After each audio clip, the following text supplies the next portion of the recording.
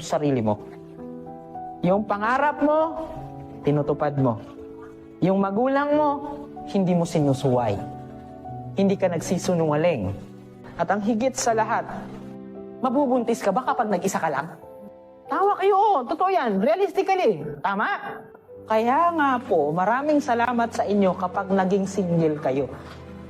Because yung buong panahon at oras ninyo na ilalaan ninyo sa sarili ninyo. Kasi ang pangit pag nagjowa kayo, nasaan yung oras mo? Sa jowa. Yung isip mo, sa jowa. Pag nag-away kayo, damay-damay, pati paaralan, pati pag-aaral ninyo.